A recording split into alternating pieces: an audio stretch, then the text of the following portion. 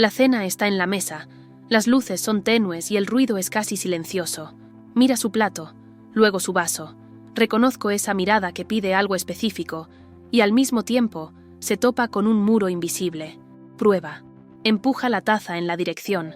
Balbucea sonidos sin forma. Señala a ninguna parte. La cuchara se escapa. De mis dedos, la salsa salpica como una pequeña campana de alarma. Ofrezco la comida de nuevo y veo la frustración creciendo en oleadas. Hombros rígidos, ceño fruncido, todo el cuerpo diciendo no.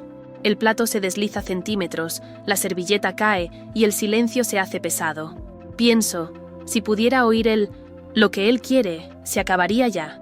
No es falta de voluntad, ni una rabieta, es una petición atascada. Y entonces, una pregunta me recorre el cuerpo, simple y urgente. ¿Qué pasaría si hubiera una manera de que él me lo dijera, aquí y ahora, mismo? Juntar intentos es fácil, lo difícil es admitir cuando no funcionan. Hicimos listas de palabras, vídeos con sílabas repetidas y rimas divertidas.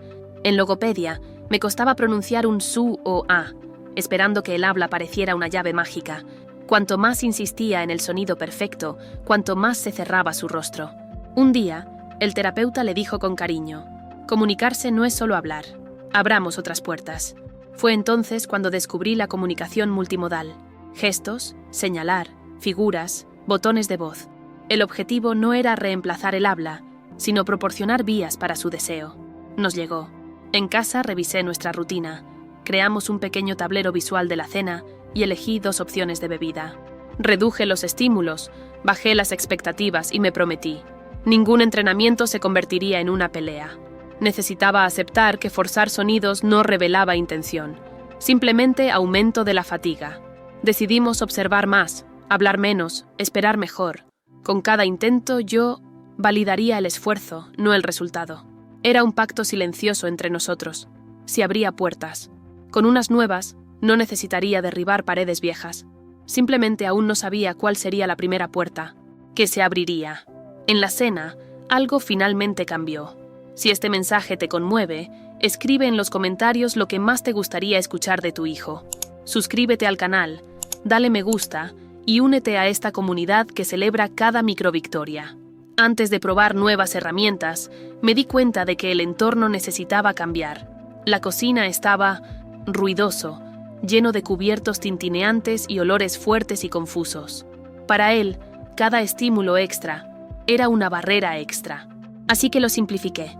Menos objetos sobre la mesa, iluminación suave, algo de música, una calma casi imperceptible. Creé un rincón predecible a un lado, con una almohada y mi juguete favorito, para que supiera que allí también había seguridad.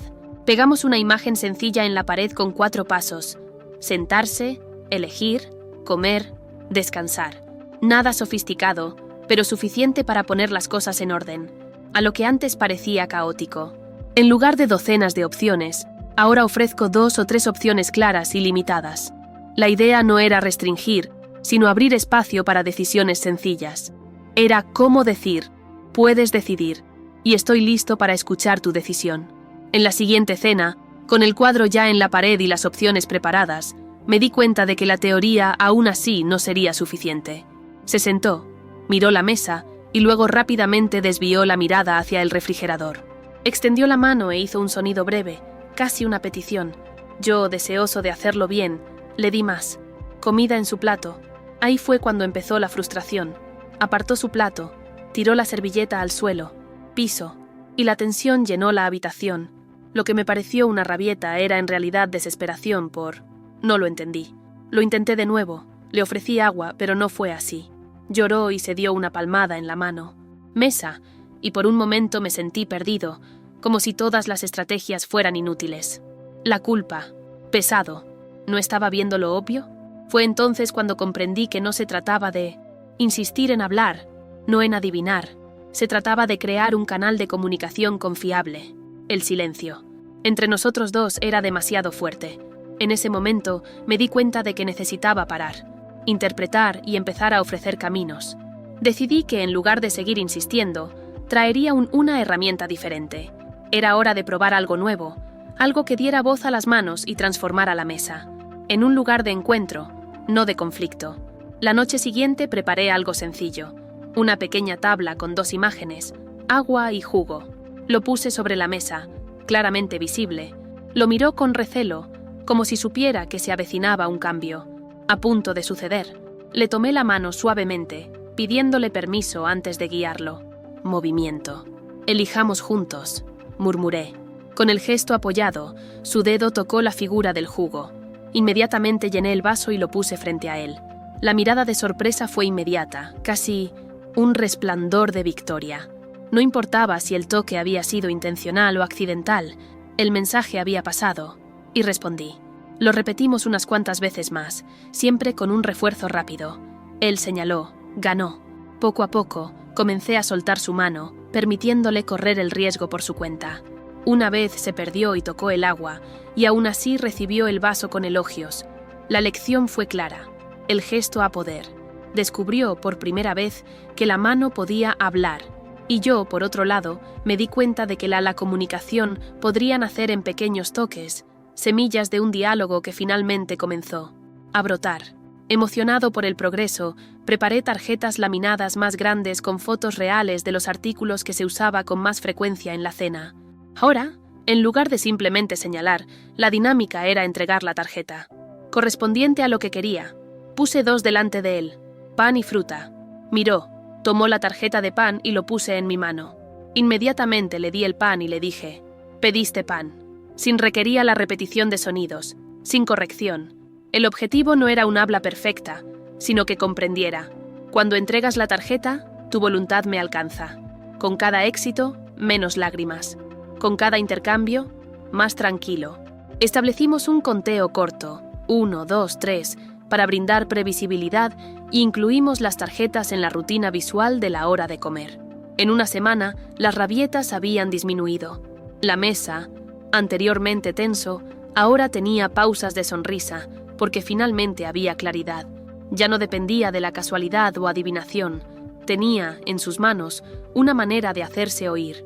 Con las cartas ya familiarizadas, introduje una nueva dinámica: turnarnos. Nos sentamos cara a cara. Le mostré 2 opciones. Miró atentamente. Tocó la carta elegida y entregado. Yo confirmaba con voz tranquila. Pediste fruta. Y luego le entregaba rápidamente lo que quería. Creamos un ritmo. Su mirada, mi confirmación, su gesto, mi respuesta. Esta cadencia trajo orden y seguridad. Poco a poco, empezó a anticiparse, mirándome antes de actuar, como si busco mi validación. Incluí a la familia. Cada uno participó en un turno, manteniendo el lenguaje, el mismo refuerzo inmediato. El entorno dejó de ser un espacio de intentos frustrados y se convirtió en uno de pequeños logros. El llanto dio paso a la anticipación y la mesa se convirtió reunión. Por fin estábamos aprendiendo a dialogar con pasos cortos pero firmes. Después de las tarjetas, llegó el momento de dar un paso más grande, introducir el botón de voz. Grabé una frase corta, quiero jugo, y coloqué el dispositivo sobre la mesa, junto a las cifras que ya estaban conocido. Mostré cómo funcionaba, presioné el botón, la voz grabada resonó por la habitación y serví el vaso inmediatamente. Él observaba en silencio, con la mirada fija, como si intentara descifrar la magia. Lo repetí una vez más, ofreciéndole el agua. Esta vez, dejé el botón a su alcance. Dudó, respiró hondo y luego, con un tímido toque, el botón dijo, quiero jugo. El silencio que siguió era diferente. No estaba vacío, estaba lleno de significado. Confirmé con entusiasmo. Me preguntaste, jugo, y sirvió el vaso. Su rostro se iluminó, como si finalmente lo hubieran entendido sin esfuerzo, sin ruido. La sala, antes un escenario de tensión, se convirtió en un lugar de celebración. El gesto, el simple hecho de presionar un botón, abrió todo un universo de posibilidades. Me di cuenta de que no era... Se trataba de reemplazar su voz natural, pero ofreciéndole un puente. Descubrió que podía ser escuchado. Descubrí que la comunicación estaba ocurriendo, aunque a través de diferentes caminos. Tras la primera solicitud del botón, todo necesitaba consolidarse. Arreglamos el marco, visual en la pared de la cocina, siempre en el mismo lugar. Incluimos 2 o 3 botones de voz para el pedidos más comunes: agua, jugo, pan. Plastifiqué tarjetas y las dejé pegadas en el refrigerador. accesible en cualquier momento. Establecimos una regla de espera clara: contar hasta 3 antes de ofrecerle algo, para que tuviera tiempo de decidir y expresarse. Toda la familia participó. Pacto. Todos usarían las mismas palabras, en el mismo orden, sin atajos. Así, cada comida se convirtió en un entrenamiento natural y sin presión. Poco a poco, llevó las cartas a otros contextos. En la hora de la merienda, antes del baño, incluso cuando piden salir de casa. Lo que empezó como el gesto tímido, se convirtió en una rutina estable. Y esta rutina trajo no solo menos crisis, sino más autonomía, confianza y paz. La comunicación ya no era un muro, era un puente abierto hacia el mundo. Si esta historia te llegó al corazón, comparte tu opinión también. Escribe en los comentarios. Pasa a comunicar es hablar y cuéntanos. ¿Cuál sería la primera petición que sueñas escuchar de tu hijo, estudiante o familia? Formemos una cadena de esperanza, donde cada microvictoria se celebre como un milagro de la vida cotidiana. Únase a esta comunidad de padres y cuidadores que creen en el poder de la comunicación. Regístrate ahora, dale me gusta y sé parte de este movimiento. Transformación y recepción.